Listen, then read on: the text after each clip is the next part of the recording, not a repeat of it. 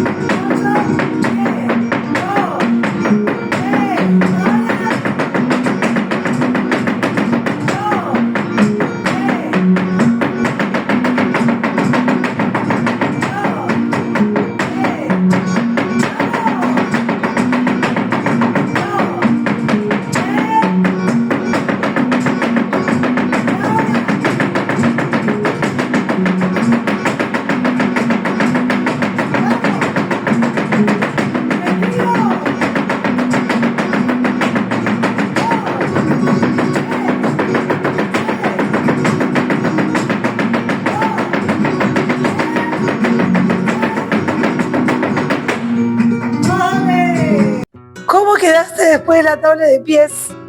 Yo quedé hecha un fuego, un calor. O sea, acá estamos en invierno, pero yo estoy como en pleno verano. Me sacaría todo esto, ya. Termino de grabar y me saco todo, muerta de calor. Pero disfruté un montón de grabarles este tutorial, de zapatear con ustedes. Y bueno, me encantaría verles las caritas cuando ustedes lo hacen conmigo. Si no te salió con la música, si no te salió a velocidad, no te preocupes.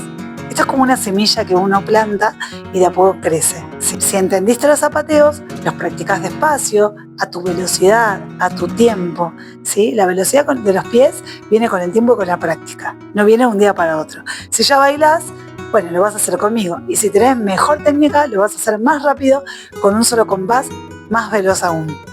Pero no importa la velocidad, lo que importa es que puedas aprender esta técnica, practicar la acentuación, sentir dónde está el ritmo. Yo en lo que dejé grabado hay algunos momentos donde casi hago otros zapateos, pero no, me pude enganchar con lo que iba y puede suceder. Pero lo más importante es disfrutar este aprendizaje y disfrutar de zapatear y de bailar flamenco, de sentir el compás, el ritmo y de compartir. Y si de compartir se habla, te pido que te suscribas y actives la campanita para que sigamos compartiendo más y más flamenco. Te espero en el próximo tutorial que vamos a empezar a ver recursos para comenzar tus escobillas. Esto es Sencay Flamenco, tu latido hecho arte. Gracias por estar del otro lado, acompañándome, compartiendo conmigo el flamenco y te espero en la próxima.